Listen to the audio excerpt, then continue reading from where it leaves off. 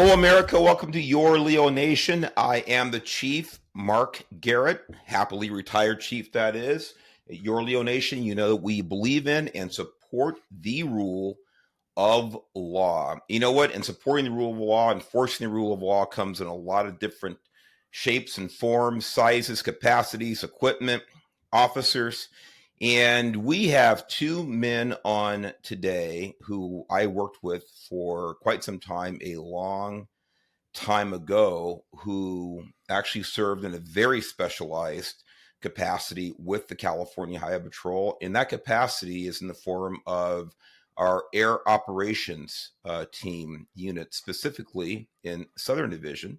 Actually, that's not 100% accurate, and they can talk about that. We can all talk about that. But it's the division that I worked in for 30 years, and they worked in for most of their respective careers. And those two gentlemen today are Jordan Van Meter. Jordan, you want to, yep, there you go. So people can put the names to the unpleasant faces, and to former officer Vince Bell. Vince, how are you? Morning, Mark. Well, you know what? I'd forgotten, Vince. You know, we were talking before we went on air here about your beard, and I thought you had grown that thing for Christmas, but you said you haven't shaved since you retired. So that's right. I guess that kind of goes in line with you not bathing since you retired as well. Is that correct? Yeah, that's why you moved to Florida, isn't it? Touche. Well done, my friend. Well done. Well, listen, I'm real excited to have you guys on. You know, certainly not just as guests in the show, but as friends. And it's been way too long. I should have had you on before, because what you guys did with the CHP, with air operations, with the helicopters and fixed wing aircraft respectively, because one of you flew specifically one type of aircraft and the other flew another type. One of us flew the more challenging, difficult, and cool type. And then Jordan flew helicopters. Oh. Here we go. It's awesome. It's just like our good old days in briefing when we were all working the road together. Isn't that fun? Right. It's awesome. Well, that's pretty good. But you know what? You know, being, one of your colleagues all those years, and then later on, ultimately, both your bosses, because I was the chief there. Every time I went down, wherever it was, whether it was in Sacramento or whether it was, in Fullerton, where you guys flew out of, I was always fascinated and always in awe of not just the equipment there, but of the people like yourselves who operated the aircraft. I mean, because, pardon the pun, it's so far above my head, as it is for most people, in and outside of law enforcement, what you guys did and what the men and women in air operations and all law enforcement still do today. So it really is going to be fun talking about this. So before we kind of get into the nuts and bolts and the rotors and wings of air operations, I want to ask each of you just a little bit about your background. What brought you to law enforcement in general and the CHP specifically. So I think what we'll do is we're going to go by seniority. Sorry, Vince. Yeah, I know. Listen, everybody. I know Vince looks a lot older than anybody on camera right now, but actually, between the two of the officers here, Jordan's senior, so he's actually older than me too. Well, there you go. See, maybe you should get to a doctor, because I don't think most people are going to agree with that the way it looks here. So I'm not going to ease up. Vince is being a smart ass as usual, because I am older, but I think, what is it, a week, a few days, something like that? 4 days. 4 days. Yeah. And so we're talking about a technical truth here, but yes. So we're almost, it's accurate. 50s. Okay. All right. In the 50s. All right. Yeah. You're both young to me. But Jordan, and of course, let me just go ahead and preface this question with, as it turns out, I was one of your field training officers when we broke in at the Altadena CHP office in 1994. I had to clarify that before we went on air. I thought it was 95. You corrected me, 94. But so we go almost back to the beginning of your career. So tell us, again, what was it about law enforcement, or was it CHP only like it was for me? What brought you to Altadena, California Highway Patrol? Yeah, it was CHP only. I had finished school, went to San Diego State, and living down in San Diego, I was working as a retail manager at Sports Chalet. If you guys remember that old store, they've been closed for years. Side note there, that's where I met my beautiful wife. So that's a good thing that came out of Sports Chalet. But I didn't want to be retail manager. And one day a buddy of mine, we were drinking, and he says, "You should be a cop." I'm like, "Be a cop? No way." Like, it didn't expect that, because I had grown up in a family where I was going to be in business or an attorney or something. And he goes, "No, you love to drive cars and shoot guns and help people. You should go for it." So I did. I applied to the Highway Patrol, and then I got stuck behind the same hiring freeze after it was accepted, right when you were the last class, I think, weren't you? Yeah, I was the last class for Yeah. just about 3 years. Yeah. So I got hiring freeze for that. Basically, hey, accepted, you're going to the academy, and then nothing because of the hiring freeze. And that was when I decided to go get my pilot's license. So during that hiring freeze, I said, hey, maybe I need a different career than CHP, get my pilot license. Then the academy started up again, and I had my license. So a few years later, that's how I got into air ops. First station. Isn't that something? And that's a great point, because I did want to touch on that. Vince, I want to hear your story here in a second, but about, did you have any experience before you came on with, pilot's license, things like that, and you clarified that.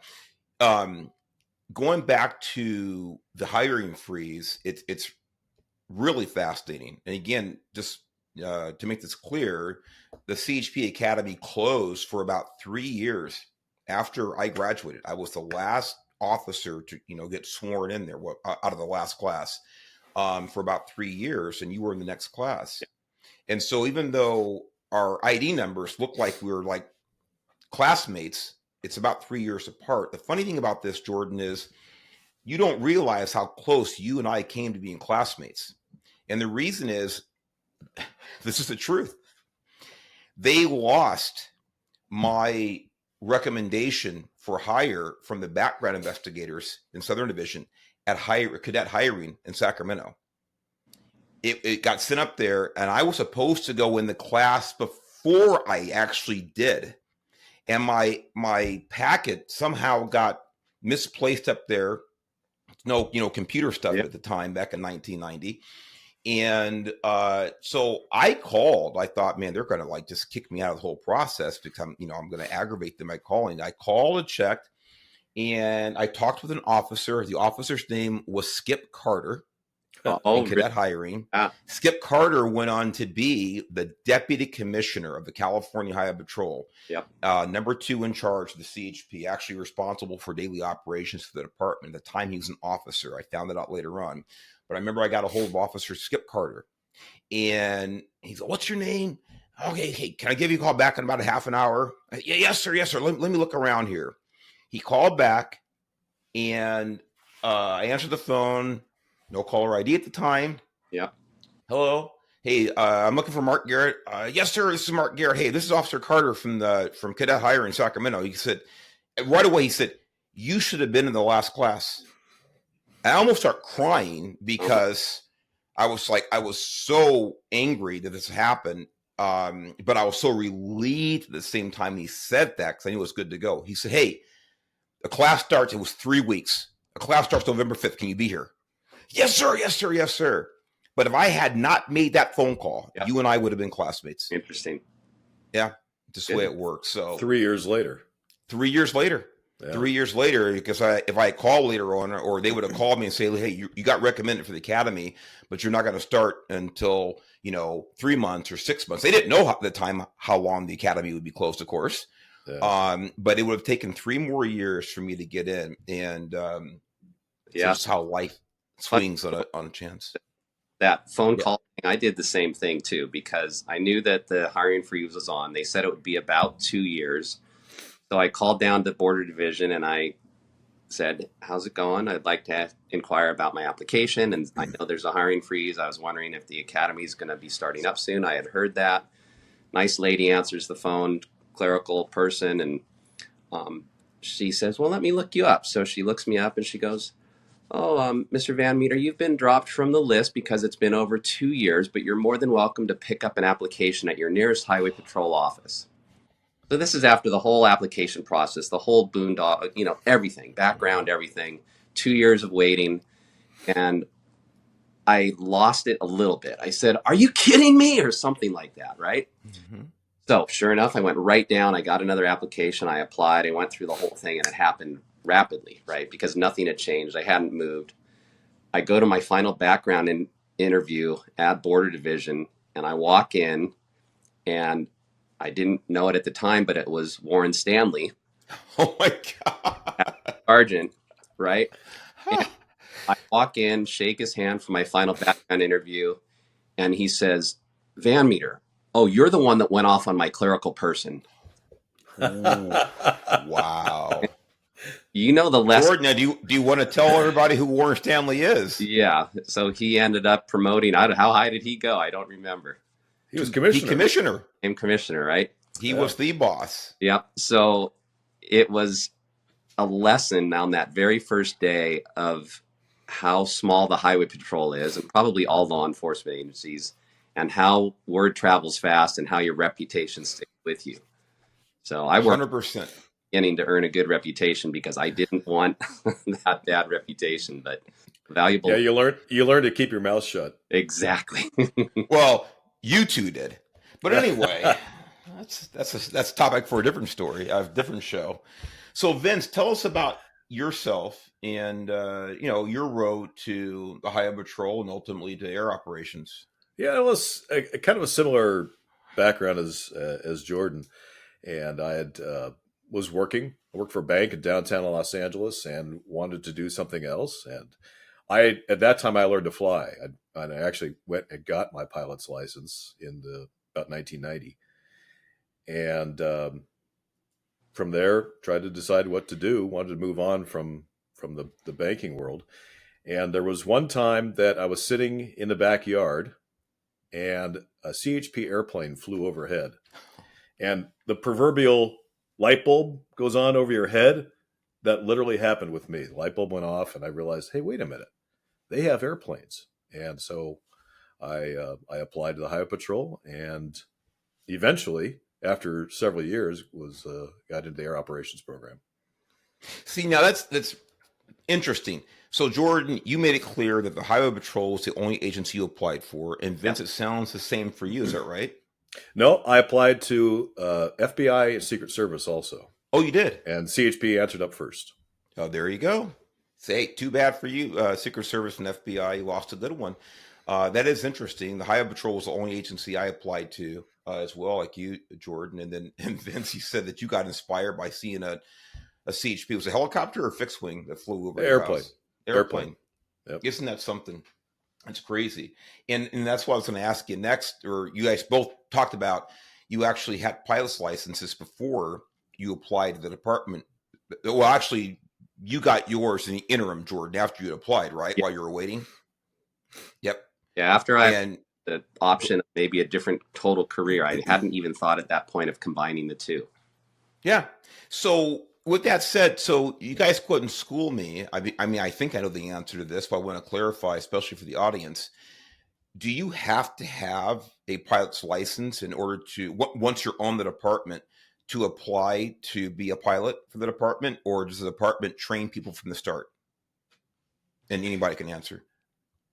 Go ahead, Jordan. All right. You want to start? You have to have your pilot's license, and you have to be an officer. Yeah, I think you have to be on 2 years before you can apply for the pilot program, if I remember. I think so. Commercial pilot rating in whatever type of aircraft you want to fly, and an instrument rating. And our minimum pilot in command flight hours have changed over the years. When I got on, it was 300 hours of pilot in command for a helicopter. I don't know if it's changed. Well, it used to be 500, and then they reduced it to 300. So I think it's still 300, but we're kind of out of the loop. Yeah. Gotcha. And again, I'll have you guys just chime in however you want to. I'm going to be asking, I mean, unless I say otherwise, I just, ask you guys general questions. But the way it works is that you have a commercial pilot certificate, you have an instrument rating, and then once you have those things, then you can apply to the department to be a pilot. And right. Then that's a long process of going through. There's a written test, an oral interview, a flight test. That's if they accept your application. Yeah. If there's an opening. Yeah. And you go through the whole and it's a long, long day.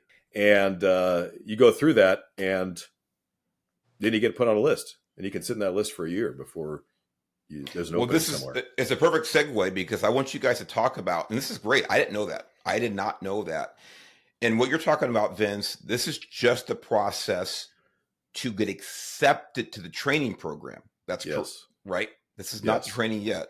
And I'm sure it's for whether it's airplanes or helicopters, the same, general process. So it sounds like it's as kind of grueling as the application evaluation process to become a cadet for the Highway Patrol to begin with. Does that be fair to say? It's almost as long. I would say it's more stressful. Grueling, maybe not, but it's a long process. And like I said, that's just to get on the list to be a pilot, to then get an offer to go somewhere. And then that's when the training period starts, once Correct. you get a spot.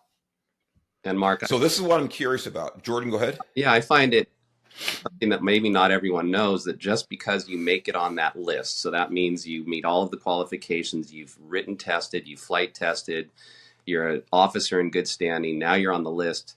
That doesn't guarantee a pilot job at all, even if there's an opening, because it's a subjective interview at each air operations base. So you might linger on that list for all eternity if you're not a desirable candidate, to speak politically correct, but you may never. Well, and the list will die. It's what, 4 years is the length of the list, and then after that, then you have to go through that whole process again if you want to get back on the list. That's crazy. So you get on the list, and then you get an offer. I mean, the ones of you that are lucky enough to have it happen. Once you get an offer, then this is when the departmental training and evaluation commence. Is that correct? Yes. And again, you guys can talk over each other or chime in, and I'm really curious because I've never asked this question of anybody. so Mark, Vince, Yes. both worked as what they call now tactical flight officers in our respective aircraft before we both went into the pilot training program. Oh, so this is great. So again, you guys worked in air operations in respectively a different capacity than pilot before you actually got on the list to become pilots, correct? Yes. Yes. It's not and it's not required. That's not a requirement, No. but it's a really good idea. Makes sense. Yeah. So tell us about that. Tell us about being first officers and what kind of equipment, generally. I mean, I have to go into the models, we'll talk about that later on, but, helicopter, fixed wing, what you guys did as first officers. You go first, man. Well, as flight officers, a flight officer, sorry. Yeah, you're a crew member. You go through the whole process. There is a long training period also. And with the helicopter, certainly in the unit where we work, the helicopter training for a flight officer was very strenuous. Not so much on the airplane side. So he could probably talk more about the severity of the training for the helicopter flight officers. For the airplane flight officers, it was also you're integrating yourself as a crew member. You are the primary job for the flight officers, for at least for our department, is you are the communication to the people on the ground.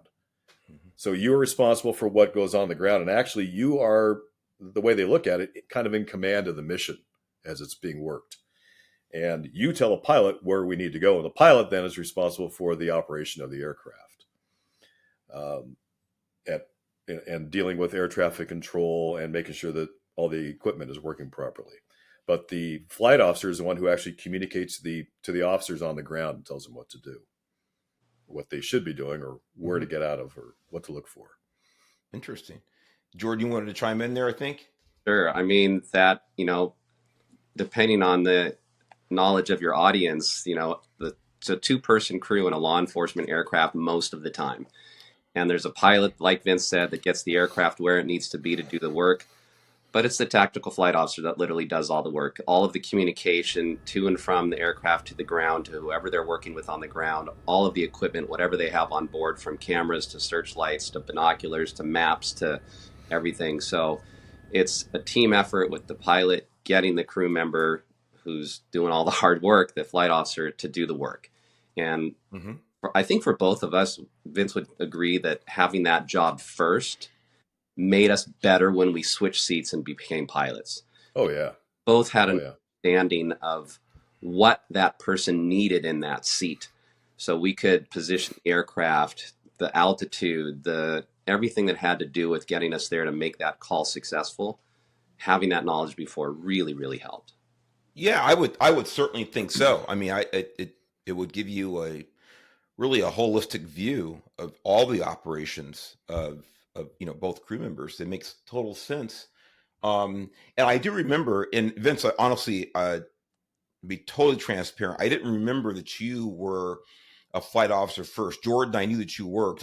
Something went off. I remember, oh, Jordan's a pilot now, and I thought of you as a flight officer only, but in that role for the longest time. So I remember that that transition from one role to the other.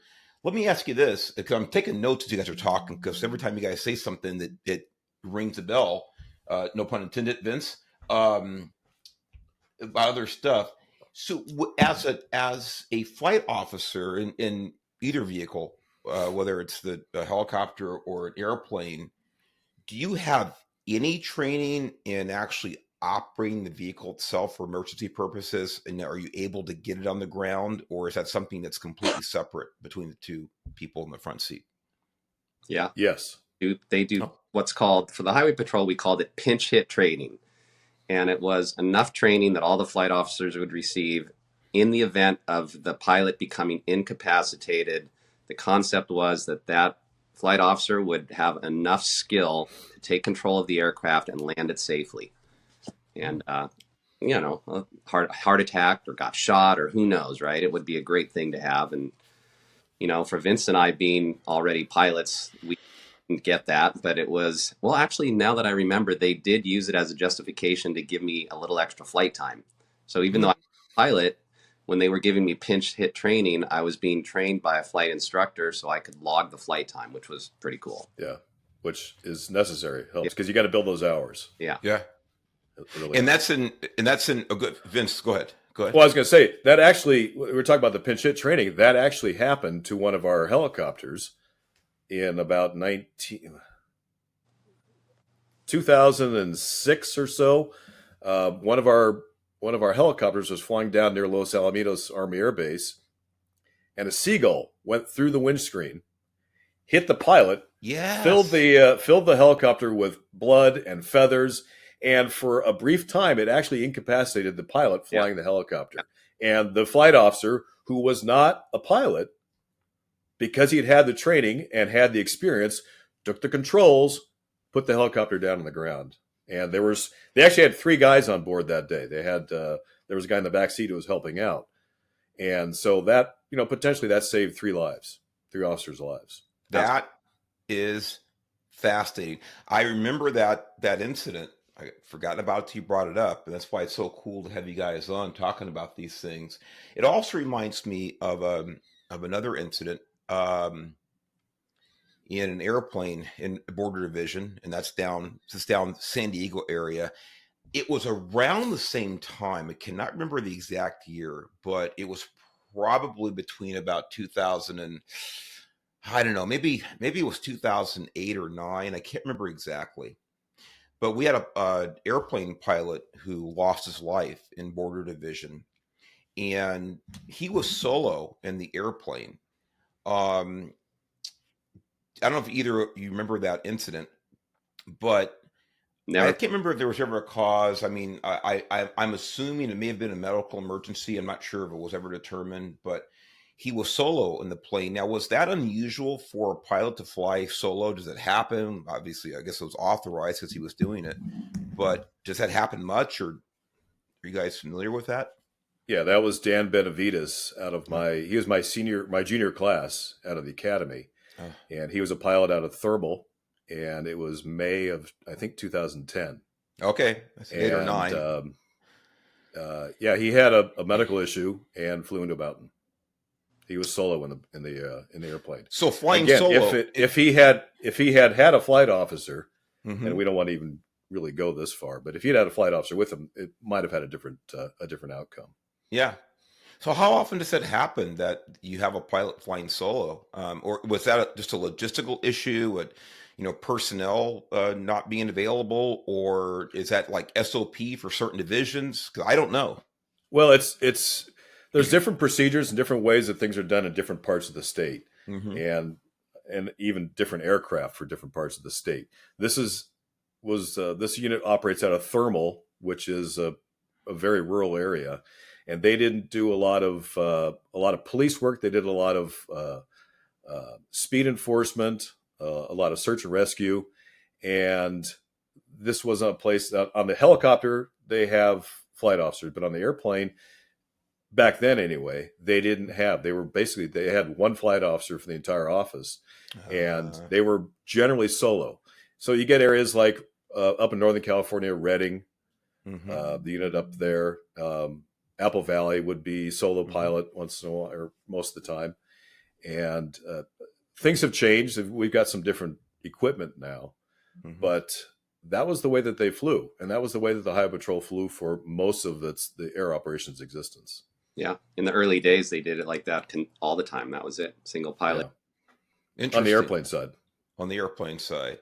Yeah, it's interesting. And Vince, you bring up a good point about, I'm quoting you, that's the way they did things in that division. And you talked about Reading, like a northern division.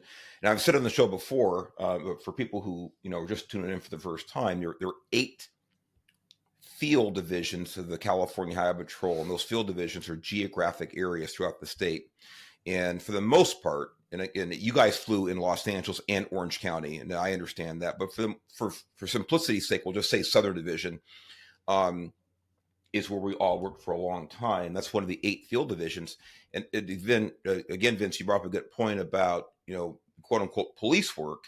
Um, so the role of the air operations, it really varies from division to division greatly. You talk about Northern Division or Central Division.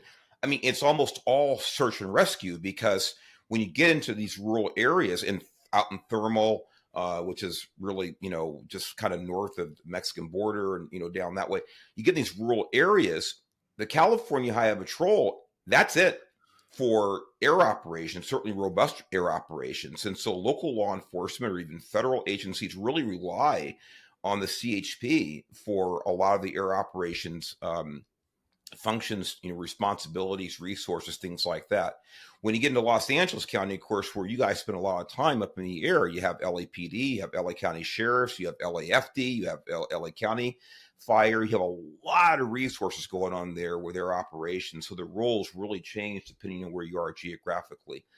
But thanks for clarifying that, because I think that kind of came up when Dan was killed about, and again, never inquired much, but about him flying solo, but it was not unusual apparently at the time. Um, so you know what, it takes us to the point, and again, I want to get into the types of aircraft that you each flew, but about responsibilities. And again, either of you can take the lead on this, but what were the missions that you guys were familiar with, that you did a lot of, you got really good at when you were flying out of, Southern Division Air Operations? And either of you can take the lead on it. Yeah, Jordan, go ahead. yeah, like you said, Mark, it's by division, it's so different. And in Southern Division, we flew out of Fullerton Airport. We covered LA and Orange County from that base. Extremely population dense, right? I mean, we were flying over densely populated areas the majority of the time, an occasional call to a more rural area, but we're over populated areas. So our mission on the helicopter and airplane too, frankly, was purely law enforcement support, air to ground support for the guys on the ground. We took a lot of pride in thinking we were just in black and white in the sky with just a better view. And we like to just support the guys on the ground in every way we can. We did not do search and rescue. We were occasionally tasked for a search to help just another set of eyes in the air, some lost hiker or something like that. But that was more the exception to the rule. We were strictly law enforcement related, not only for Highway Patrol, but for a lot of allied agencies, where every other field division on the helicopter side is a search and rescue with a paramedic on board and a hoist and the ability to basically go save people's lives. And that Well, let was, me stop right there. You said the other 7 divisions. they did. They're all regional. We were the only, we called ourselves Metro because we were the only metropolitan division. I didn't know that. See, I would have thought maybe Golden Gate would be similar, but no. Yep. Now, by the way, Golden Gate is in the San Francisco Bay Area. We're talking, San Francisco, Oakland, and wine country, things like that. But even they really, were not on the same. I'm talking about mission responsibility. They weren't on par with Southern Division.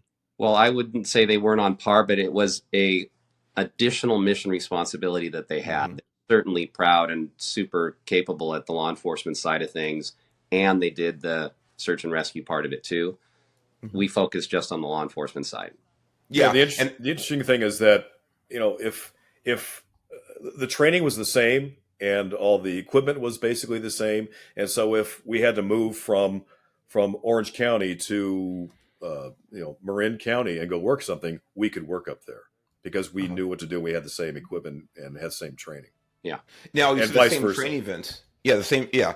And when I said, and Jordan, I'm glad you clarified that. When I said on par, I was trying to be careful of that. I didn't mean one better than the other as far as equal roles, primary responsibilities. Yeah. So you're saying that up there in the Bay Area, they really did both. Where we, in Southern Division and certainly Northern Border Division, there wasn't a lot of search and rescue. And Vince, you said about training.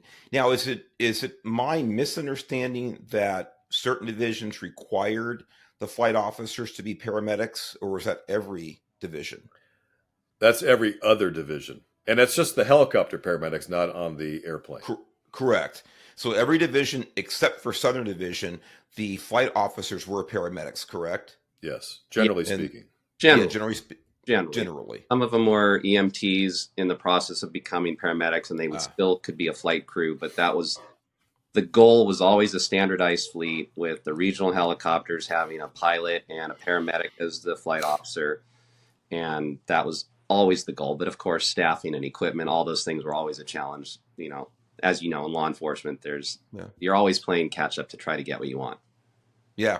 And then Anthony, there in the background, maybe we'll see what you're able to put up there as far as some of the footage of some rescues. Again, those won't be Southern Division. Those might be Central Division. We're talking about the Sierra Nevada, things like that. Northern Division, very rural areas. And, yeah, I know Golden Gate has a very active presence on YouTube. Golden Gate Division, and I noticed and Coastal Division too. They got a lot of videos. I noticed that. And of course, Valley Division's not too far from behind. That's where headquarters is. So Valley Division is Valley Division. Exactly. Yeah. So no doubt about it. And the thing about Valley Division is that they're up north. There's also a unit in Fresno that covers the whole Central Valley, but then also up the Sierras. And they go up to almost 15,000 feet on rescues. Which is crazy. So from different world. I think this is more for you, Jordan. 15,000 feet. Are we starting to get a little bit? What's the ceiling for one of these helicopters, if you remember? Because the air gets thin. I know they're harder to fly up there. Is that right? Sure, and absolutely, the whole thing is based on air density, right? So density, altitude. So the air gets thinner as you get higher, and the performance of the aircraft goes down, and also the weight of the aircraft at the time that you're entering that higher altitude is all a factor. I think the helicopters had a ceiling of the B3, Eurocopter B3 that I flew. I think it was around 20,000 feet. I'm sure someone will correct me if I'm wrong, but that absolutely didn't mean you could fly to 20,000 feet, because that would be in ideal, perfect conditions with a light aircraft and good density altitude.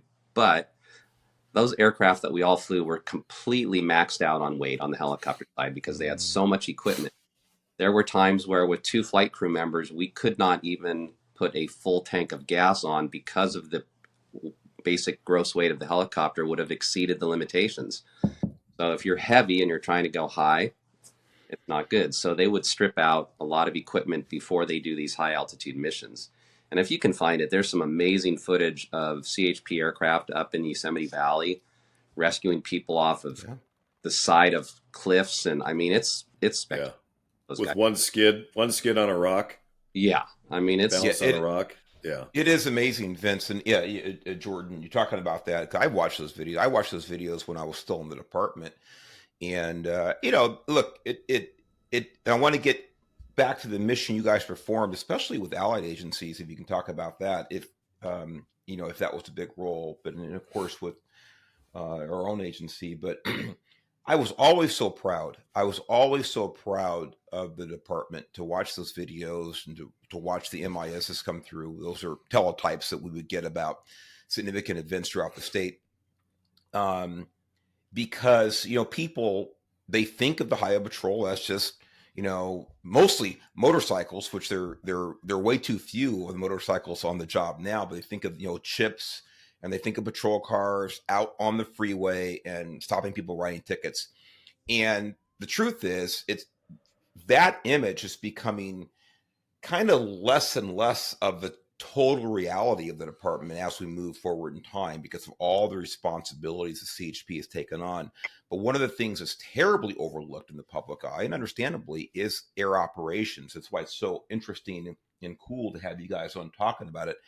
If I'm not mistaken, I think the California Highway Patrol has the largest single total air operations unit in the state of California. You guys may or may not know if that's accurate. You can help me out there. And like you said, Jordan, if I'm wrong, someone's going to chime in and tell me. But I think we've got between low 30s and 40 total aircraft in the state. Do you guys know if that's accurate?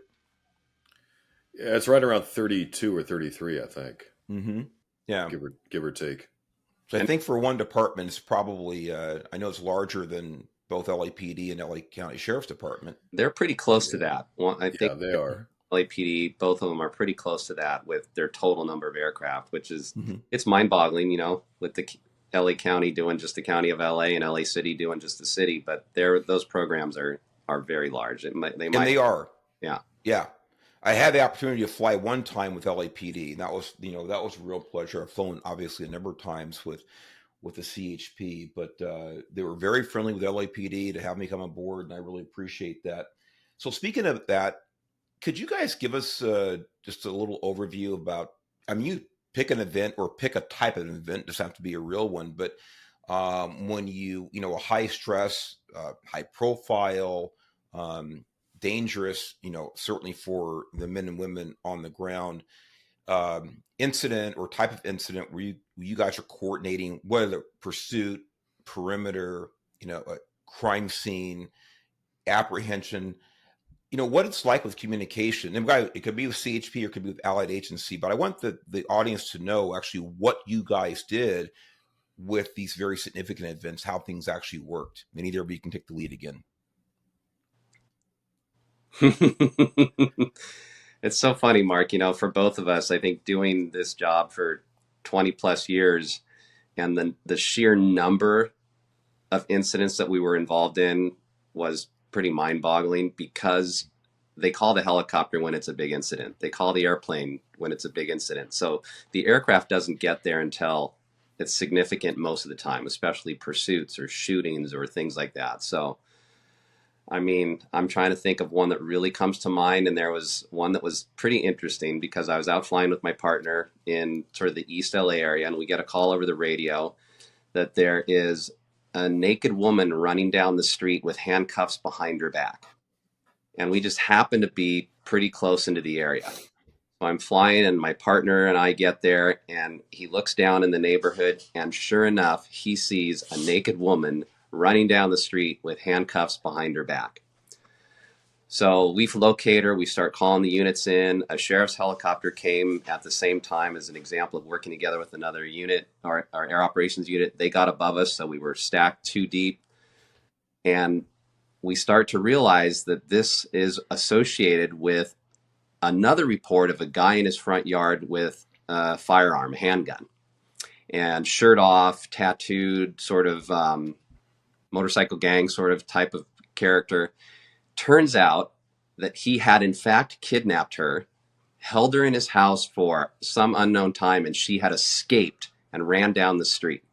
So all the deputies and CHP and everybody gets there, and an officer-involved shooting occurred within about 5 minutes of everybody arriving. He just took his handgun and started firing at the officers. They shot back, and one bad guy down and one kidnapped victim rescued. So it was, I was a fairly new pilot at that time, and it kind of brought things to reality. Like this kind of stuff is real, right? Like this stuff happens and we're going to be involved in it.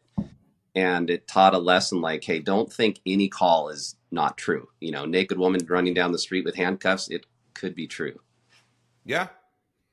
It's it's fascinating. I remember one of the last flights I took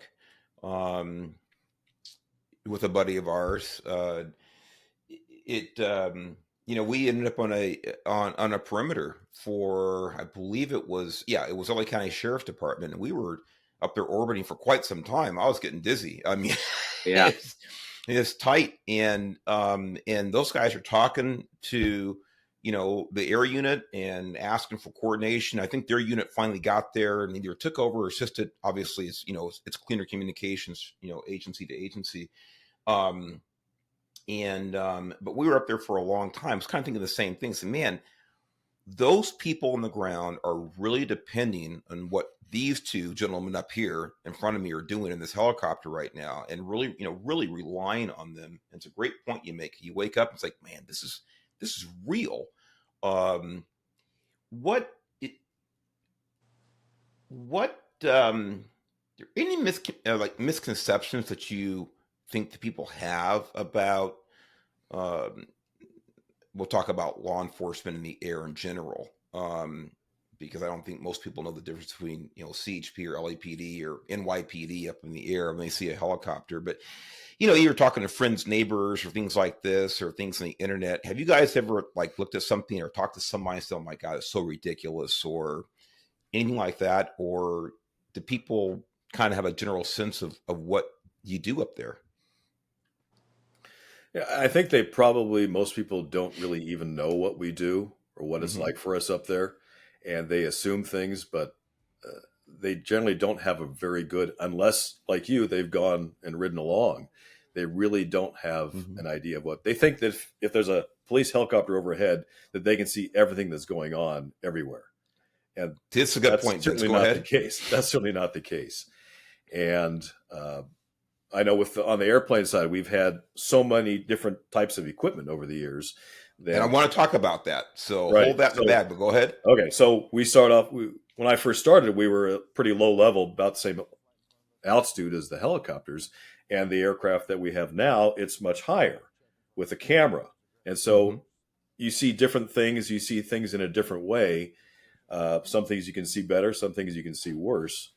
And the idea that just because there's, the black helicopter overhead, it doesn't see what you're doing.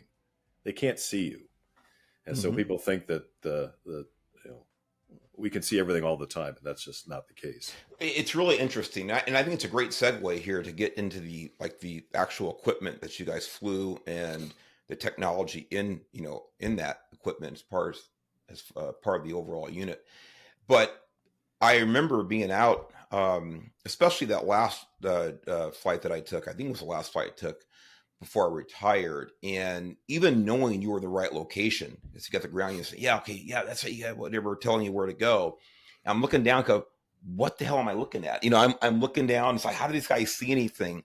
And it's not as easy as people think. And it's not as easy, certainly, as I thought it was before I was up there in one of those incidents, and trying to really get a grasp of, geography and distance. Even though you can look down, it's a grid where we were with, city blocks. It's still, when you're up there with that dynamic of moving and trying to keep focused on where you are, it's not as easy as people think. But Vince, you said you raised some good points about the aircraft and the equipment. So let's just dive into that, because I think this is maybe something that a lot of people find really fascinating. And we'll start with you, Vince, about what equipment, what aircraft you actually flew. Was there more than one airplane or type, or just the same airplane you flew the whole time? I flew three different aircraft. And the thing with the Highway Patrol is that if you're an airplane pilot, you fly airplanes and that's it. If you're a helicopter pilot, you fly helicopters and that's it. Our department, the CHP, does not let you fly a different type of equipment. It's one or the other. You can do the other, but you have to go through that entire training process. You have to get all the flight hours. You have to apply. You have to get put on the list and go through the training to then fly the other piece of equipment. And then you are no longer exactly able to fly. Yeah, exactly. You either here or you're there. Right. Okay. So when I started, we had primarily Cessnas, and we had a Cessna 206, which is a turbocharged a T206, which could fly very high, but at that time they didn't have cameras on them. So if you're going to be really high, you're not going to see that much. Even with binoculars, you're not going to see that well. So generally, for the flight officer, for those types of missions, you were low level, unless it was a surveillance, and you're going to be higher, and it's a lot harder. It's a lot harder job to do. So we would fly about 1,000 feet. We had a Cessna 182 also, which was a great airplane. That was a great to work in. That was a great airplane because it was nice and simple. It was reliable. It couldn't fly as high as a 206, but we didn't need to be up at 20,000 feet with that. Mm-hmm.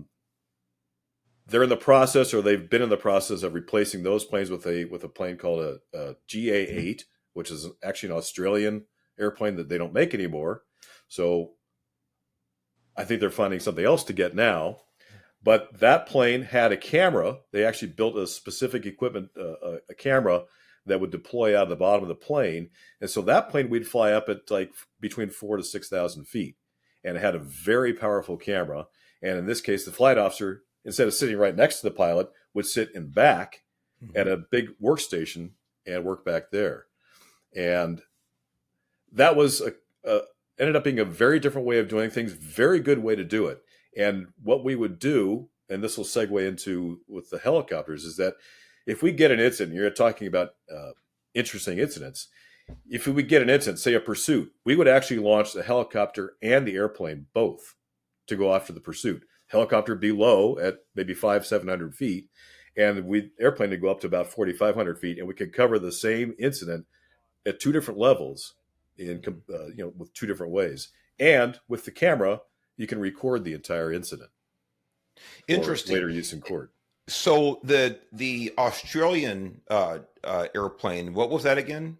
It's GippsAero. It was a company based in Australia, built in Australia, and they built them for maybe 10 years or so, and the company has gone out of business. Gotcha. And if I'm not mistaken, that is the last aircraft you flew for the department. Is that correct? Yeah. The last plane I flew was that GippsAero. Yeah. It's called a GA8. GA8. So I sat in that. You weren't kind enough to take me up in the air with it, but as I recall, you refused to fly with me. But that's not true at all. But I did. I did sit in that. Matter of fact, Jordan, I believe I sat in that aircraft at your retirement function in Fullerton. They're on display. I bet you did. Yeah. And you were describing so well, Vince, the interior of that plane and where the flight officer actually sat kind of in the midsection of the plane with all that equipment. And I'm looking at the stuff. And of course, nothing's turned on. The plane's just sitting there. It's not running. There's something on. And I got in there. By the way, I'm a little bit claustrophobic, probably a little more than little. And I sat in there and I thought, this is too much for me, because there was so much information available. I mean, you can see just from the screens, the monitors, about all the different things. And I think I may have had, did Rick Quintero? Yes, fly? Rick Quintero. So yeah. I think Rick was giving me a slight tutorial, a quick tutorial on that. And Rick, Rick is one of those guys who can be totally serious and funny at the same time. Absolutely. The way he talks. And yeah, Marky, yeah. No, yeah, right. Yeah, that's really cool, but here's how this works, things like that. And it was amazing. I thought, this is way too cool. When I says too much, because I only have about 3 or 4 brain cells to spare on any given day. So a lot of things overwhelm me technology wise. Just ask Well, the my thing wife. that was tough for Rick also is that Rick's like what, 6'4"? Yeah. He's tall. Yeah. Yes. And That's what I was thinking about. Big space in the back. Yeah, I'm 6 feet and I'm sitting there going, man, it's cozy, maybe a little too cozy. I'm thinking Rick is like towers over me and he sits in here. And Yeah, well, there's sometimes he'd stick his legs out. They'd be, up next to me as up in the pilot seat. I believe it, actually. I believe it. So, but it's amazing. And now the airplane, and pardon my either mispronunciations or use of the wrong acronyms, but is it FLIR? Was it FLIR or FLIR? What was it called, the acronym? Yeah, FLIR, FLIR, FLIR. Yes, FLIR. Yeah. And you have that on the plane, right? Yeah, that's the manufacturer of the camera, the system, is a company called FLIR. And you can explain what that is? Well, I never used it. The guy that sit in the back used it. I never got to use it. So you didn't know how to use it? I didn't know how to use it. Yeah, but I know that it's a pretty high-powered camera that can see from a long ways away and see pretty good detail. It has a low level and also low light level and also infrared capability. Yeah, so infrared, and that's the thing. And Rick was explaining that to me, and again, I couldn't actually see it for myself because the plane was on the ground. But he was explaining really how detailed and precise that equipment was. Which I want to talk about the evolution of technology in these aircraft. But going to you, Jordan, on the helicopter side, did I cut you off, Vince? Yes. No. Okay.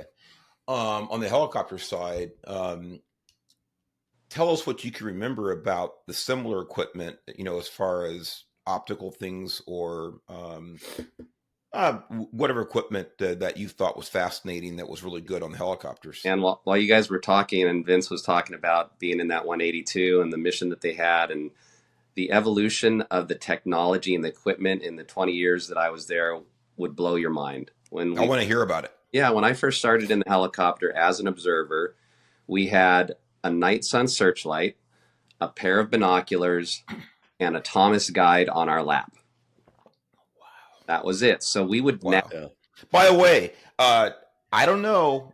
We can have kind of a young crowd listening. A lot of people don't know what the hell a Thomas guide is. That's how old this technology was. So a Thomas guide was the only paper map. It was in book format, thousands of thin pages that would take you down to an actual every street name, every cul-de-sac in fine print. So on one page, it would give you a reference to the next page to continue on that particular neighborhood. So we would have to have this, 500-page map on our lap, flipping it, keeping our finger on the location. So you would be on a pursuit, calling a pursuit, looking out the window of the helicopter with your naked eye or binoculars, watching a fast-moving car, keeping track of the location on a Thomas guide, and telling your pilot where to position the aircraft so you don't lose sight of the vehicle at night. I'm trying to make it sound like walking uphill to school, 10 miles in the snow. Both ways. It was freaking hard. That's why the flight officer training was so hard. It's so difficult. And we had about a 50% washout rate back in that time period with new flight officers who came in for training because they couldn't figure out how to do it.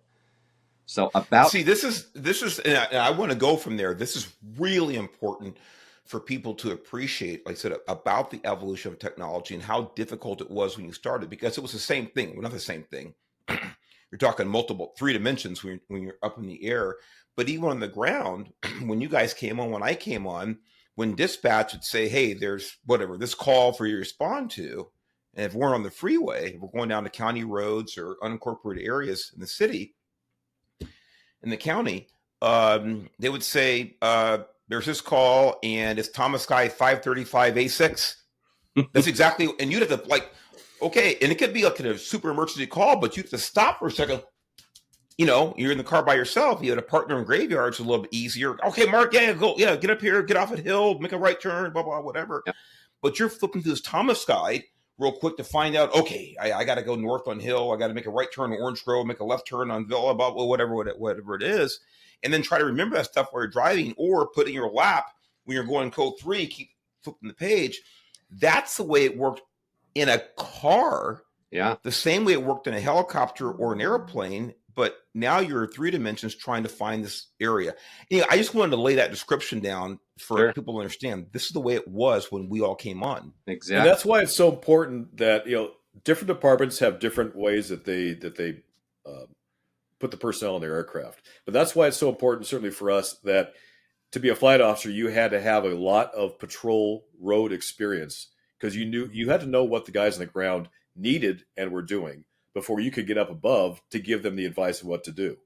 And why it was so important for a pilot to have had the flight officer and the patrol experience so that you could knew everything that everybody else was doing so you could position the aircraft in just the right spot to get the work done. Yeah. Vince, it's a great point. Jordan, do not lose your spot where we work, because I really want to focus on this evolution of technology. Vince, you did a great job talking about, kind of where it ended up in your respective careers, but the evolution is something I want to talk about as well. And along with the aircraft that you flew, Jordan, I think you said you flew 3 different helicopters. We talked a few days ago. But the other thing you guys both talked about early on was the selection process to get on the list to be admitted or whatever for training. But you talked about this was division by division. Am I wrong about that? So for pilots, the eligibility list was a statewide list, and you Mm-hmm. could apply to any division that had an opening, interview, and get hired. Yeah, yeah, exactly right. My Yeah. point is that when you interview for a division, and Vince, you touched on this, I would imagine that your geographic knowledge of that division was a huge part of the Oh interview. yeah. Oh yeah. Absolutely. Yeah. Yeah. In other words, if you're applying, again, it's the only division I really know I ever worked in, but if you're applying to be, by the way, just a flight officer or a pilot, it's nice to know how you get from Hollywood Bowl to Irwindale, or from Seal Beach, Orange County, to the Ventura County line, and what landmarks are in between those areas. I mean, that would make sense, right? Yeah, landmarks, and from the pilot side, also the airspace you have to deal with to get Yeah. from point Yeah. A to point B. So, Yeah. boy, hold that thought too, because that's great. The airspace stuff. Because when I flew those few times, talking about LAX, talking about even a little bit of Orange County, John Wayne Airport, Burbank, and on and on and on. But Jordan, getting back to you, I'm all over the place because there's so much we could talk about with this. Going back to the evolution of the technology, we're talking about Thomas Guide, and so where did we move from there? Yeah. So that first aircraft was an OH-58D. It was a Texas National Guard surplus helicopter that the Highway Patrol bought for $1. Oh, boy. They took it back, and I think this was like probably late 90s, and then that helicopter got converted and painted for law enforcement use and given to Southern Division. It may have been border at the time, out of Los Alamitos, when they were stationed there for a period of time, and then we eventually moved to Fullerton. And then the other one that was there simultaneously was a Bell Long Ranger 4, basically the 206 Long Ranger. It's the L4, is the larger version, two-bladed Bell helicopter. So those two aircraft, both from Bell, similar but different requirements as far as flying, but for the pilots, it was a pretty easy transition. Both of those had no moving maps at all, no technology, but the Long Ranger did eventually get a moving map and a FLIR camera. And when those came in for the flight officers, game changer. I mean, the fact that you could actually have a screen that would show you your location and a keyboard that you could type in an address and get a heading to get there, and a camera that could give you a color image or an infrared image, completely changed the way we did the job. I mean, for the pilot, not so much, right? The pilot's getting there in position to do the work.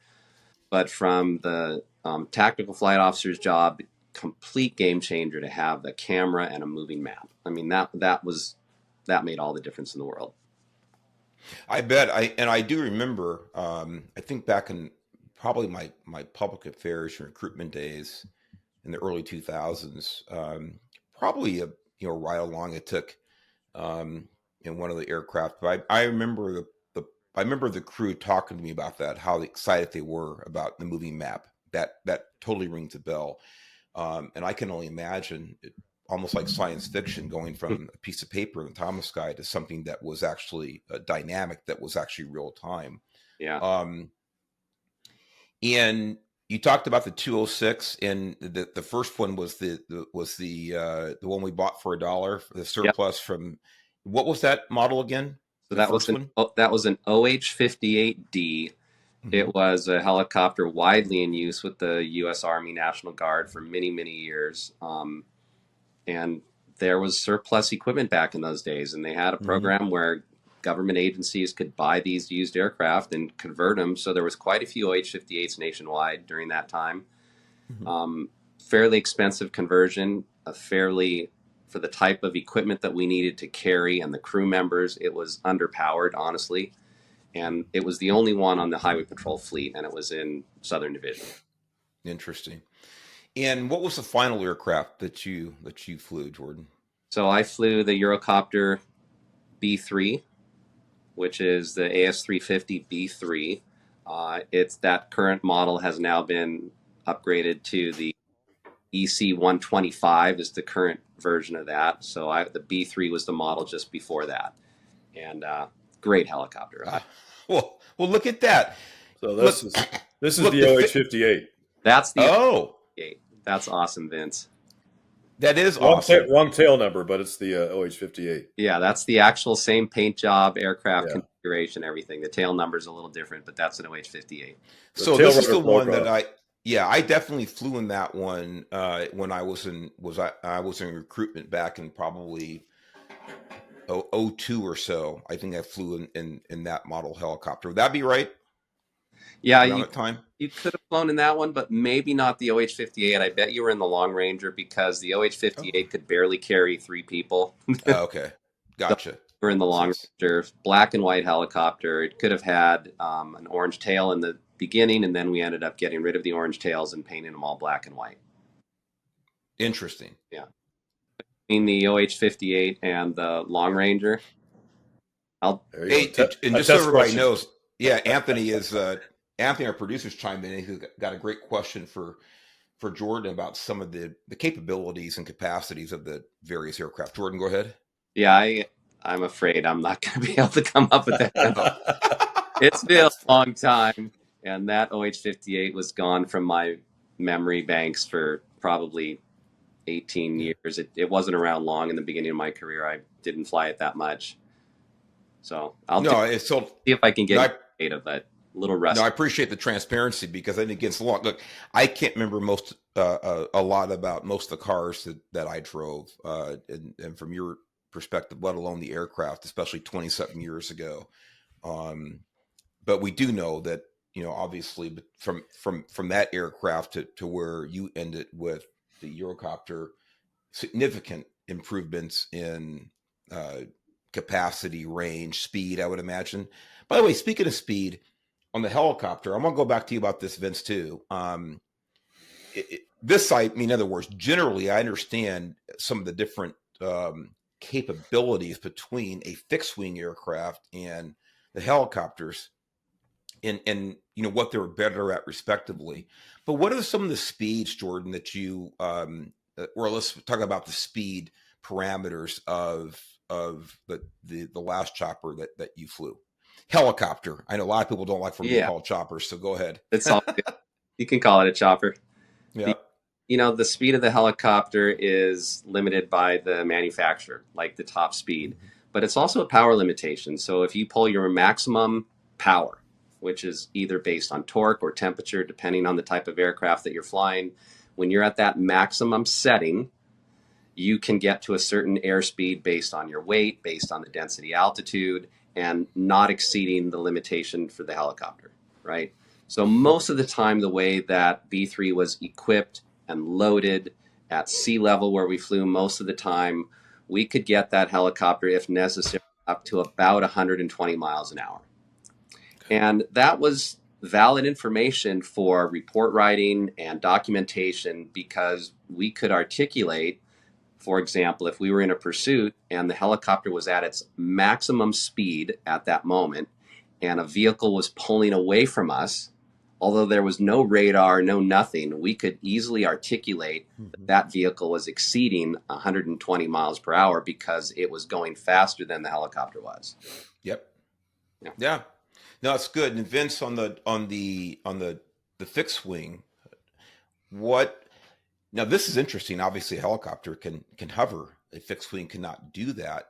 That's What why were the min? they're Go so ahead. cool and so much better than airplanes is that they can actually hover. Just, Vince, listen. I will allow you to go ahead and respond to that insult because that's what that was. So, Well, it's not an insult. I mean, if that's what you want to do, is just hover there in place, that's fine. Go ahead.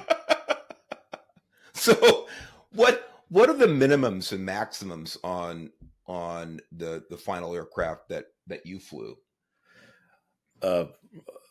With the air van. Well, I'll show you. I'll show you. I actually have I'd love to see small it. one here.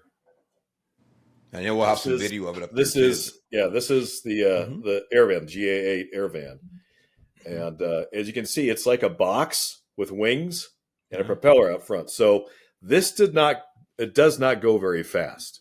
It's not a fast airplane.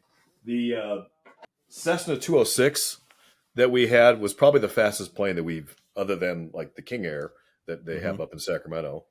That was probably the fastest plane certainly that I flew. That one could do, it could go about 140. There was one time I remember we had a good tailwind and we got the plane up to 200 miles an hour. Wow. Ground speed. That's the ground speed. Right. We had a nice tailwind. We were very proud of ourselves. We were the fastest guys in the highway patrol that day. But this plane, the last one, the air van, its sweet spot was right about 100 knots. You fly at about 100 knots, and it was nice and comfortable. It was very stable. It wasn't too slow that you were worried that you're going to fall out of the sky, but it wasn't too fast that you'd get away from the incident that you were flying overhead. And generally, with that plane, we would be orbiting over something, using the camera to look down on it. Right. Again, like Jordan said, if you were chasing after somebody, and obviously this plane, frankly, the last aircraft we were flying, the helicopters were faster than the airplanes. Interesting. Now, see, I would not have. I didn't know that. I wouldn't have guessed that. Yeah, what are they? What's the manufacturer for the Eurocopter. Eurocopter? Well, not Eurocopter now. It's The Airbus. Airbus. Yeah. Airbus is the company. Hey, the old chief knew something here, good job. guys. Send me something in the mail. Say thanks. Well, go ahead. So the A-Stars, they're actually very fast helicopters as far as helicopters go. And like he's saying, they could do about 120. And the air van could probably do 120 going downhill if you pulled the camera up. Because once you get the camera out, then you're actually restricted on how fast you could fly with the camera hanging out from underneath the plane. So you could go faster, but then you couldn't do anything because you're restricted on what you could see. It is interesting. You were talking about the orbits there, and like you're saying, 100 knots. You didn't feel like you're going to fall us out of the sky. When you needed to go as slow as you could in the airplane, what's that kind of like? That threshold? How slow could you go if you needed to? You comfortably, you could fly at about 65 knots with the flaps out, and you can fly slow if you needed to. But again, at that point, then you're kind of on the edge, and depends on what you're doing and what the weather conditions are like. Also, if you're in gusty winds, you don't necessarily want to be flying that slowly. Makes sense. But you could if you needed to. But again, having the camera kind of takes that need to fly that slowly out of the picture. Well, this goes back. That's a great point. This goes back to the evolution of technology. In other words, it really increases the capability, the usability of these aircraft, something like that. Instead of having the camera, you can kind of go as fast as you want because you can keep that camera, on a target, so to speak, or an area that you want. Sure. And also what also is there is that you've got radio, so you can call ahead. It's like a pursuit with the guys on the ground. They're not going to outrun the entire department.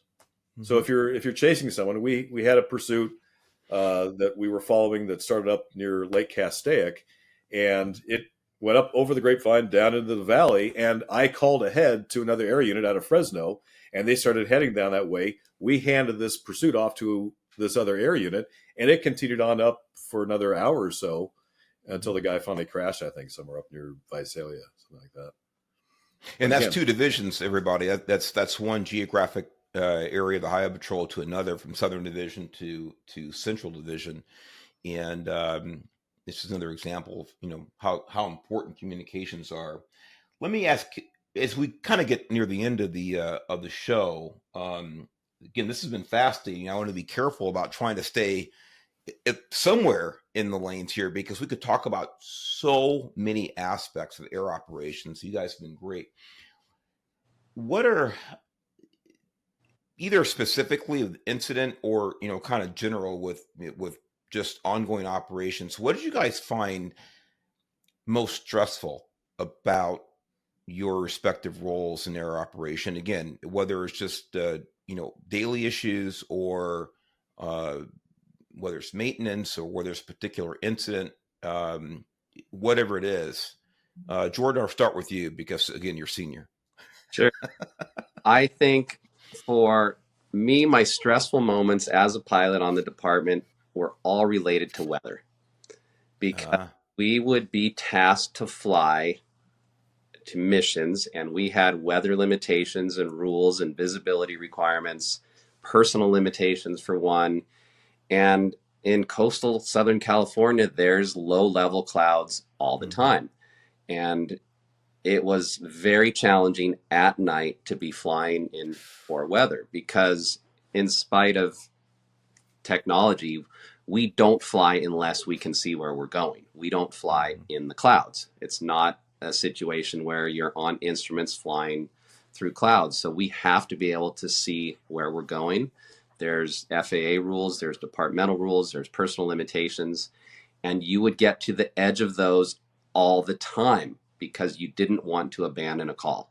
So to be able to back out from a call and get to that point where you're just at the limit, that for me was the most stressful moment. I had a couple of incidents where I almost went what we would call inadvertent IMC, which means accidentally flying into the clouds. And I had 2 close calls in my career that I remember that.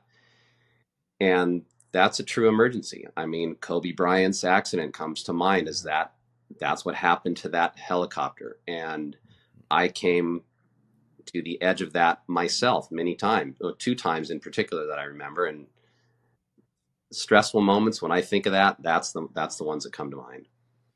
Yeah.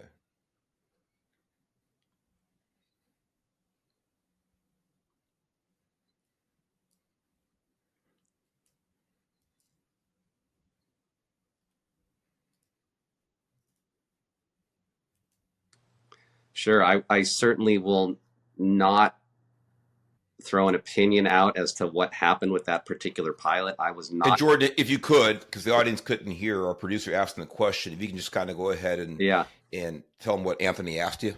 Yeah, so I was asked by the producer whether or not I had any thoughts on the Kobe Bryant accident and the weather situation and what might have occurred.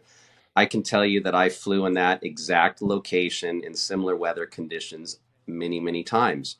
I am not even going to take even any opinion on what happened with that particular pilot. I don't know him. I don't know what happened in the aircraft that day, but I do know that that type of weather is something that can be disastrous. And if you enter the clouds low level in a helicopter that is not already on instrument, it's nearly impossible for even the most skilled pilot to recover if they lose sight of the ground.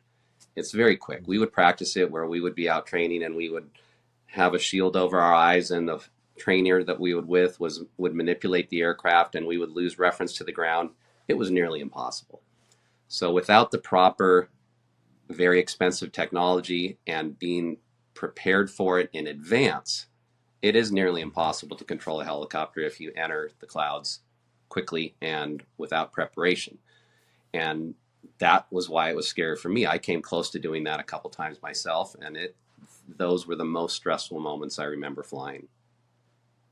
That's a Jordan and Anthony. Thanks for asking that question, because the way that you described it Jordan, it kind of gave me chills just listening to the inflection in your voice. In other words, the seriousness with how you described it. I think that really paints a very good picture. Um, uh, the stresses of that situation Yeah. of being, I guess, disoriented, for Yeah. lack of a better explanation.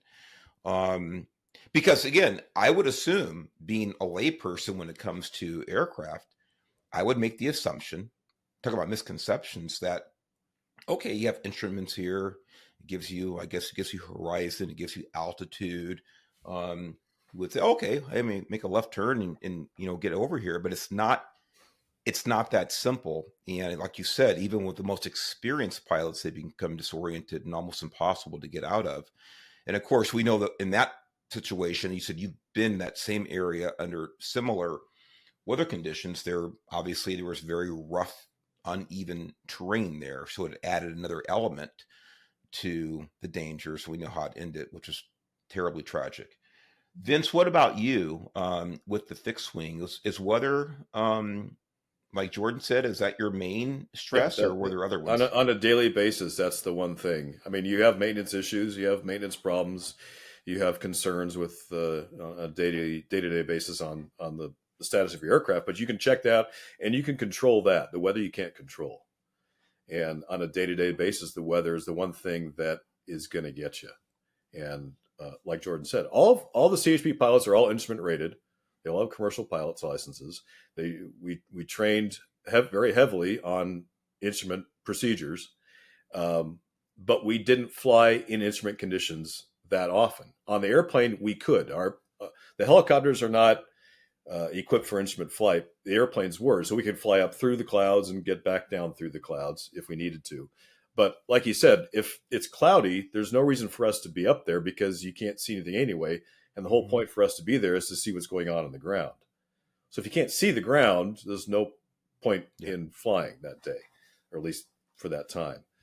So, but we could, if we needed to, like where we worked was in Fullerton, which is near the coast, often fogged over. If we got a call in the Antelope Valley, we could respond with the airplane, fly up through the clouds and fly up and get up there and help out. That would be a different consideration with the helicopter. They'd fly low level. They could get there also, but underneath the clouds. But clouds, wind, if you've got a lot of turbulence tossing the plane around, then your flight officer is going to get sick. He's going to bang his head against the wall, and it's at a certain point, it's impossible for the equipment to keep up for the camera to keep up with the turbulence. So you can get kicked around a little bit, but at some point, the mission won't work anymore. That's really interesting about the camera. In other words, all the motion at some point, like you said, it can't keep up with the motion of the aircraft. It's so cool because when you guys talk about these different geographic areas and where you worked, obviously I know them from the ground perspective very well. You're talking about flying from Orange County to Antelope Valley, and I'm thinking, well, you got to get over Mount Wilson, you're over the San Gabriel's, maybe 10, 11,000 feet, maybe, for an aircraft getting over there. And, for the helicopter, you got to go through the pass. I would imagine, Jordan, you're not going to go over, going to go up to 5 and fall to 14 probably. And Absolutely. all these different things. And again, for someone who worked in the same area for so long, but in a different capacity, it's just really cool to hear you guys talk about, how you literally navigated the same areas from a totally different and a much higher level of training than I will ever experience in my life. It's just so cool. And again, have never been in the fixed wing with CHP, but certainly in the helicopters over the years. It's just so cool, and it was. I was just so proud to be a part of it. As one of your colleagues on the ground, and later on, not understanding everything, but having been the chief of Southern Division, with such a robust air operations unit and people like you running it. So I have found this time fascinating, and people think, oh, you're going to say that. No, just because I was there for 30 years and around you guys on the ground as officers, we're all fellow officers together at one time, and then being around you, it's still, this conversation is probably giving me more information about what you guys did than I ever knew than when we were working together. And I'm sure it's been as informative and interesting to the audience as it's been for me. So with that said, I want to thank both of you, and I'll probably have one or both of you on again if you would be so kind to do it, because there's so much more to talk about. But I want to thank you for being part of Your Leo Nation. I hope you had a Merry Christmas. God bless you both. And with that said, if there's any closing thoughts that either of you have, that's great. If not, we're going to say goodbye. So Vince, because you're junior, I'll let you go first this time. Well, thank you, Mark. This has been a lot of fun. I really appreciate the time to get to talk with you again since you moved so far away. Yes, it is fun. It's really fun for me to see you guys. It just brings back a lot of memories, a little bit melancholy sometimes, thinking about the fun that we had and the things we went through. Jordan, the senior officer here with your colleague, former colleague, any closing thoughts, my friend? I'll echo what Vince said. It's been a pleasure, Mark. I love seeing you in this role. And over the years, I was so proud every time I saw you promote to a new rank. And you were always one of those guys that promoted, and we would look at each other, Vince and I, we'd say, a good guy is promoting, the right person's promoting, because that's not always the case. And when you made it to chief, I was proud of you, and it's been a pleasure working with you today, and it's wonderful to have you a friend for all these years. That's very kind of you, and the pleasure's been all mine throughout our career and throughout today's podcast. God bless you, ladies and gentlemen. Make sure if you like what you heard and saw today, make sure you share it with your friends. Make sure you like, make sure you subscribe. It helps us to get more quality information like this out to more people. God bless you. We'll see you and talk to you next time on Your Leo Nation.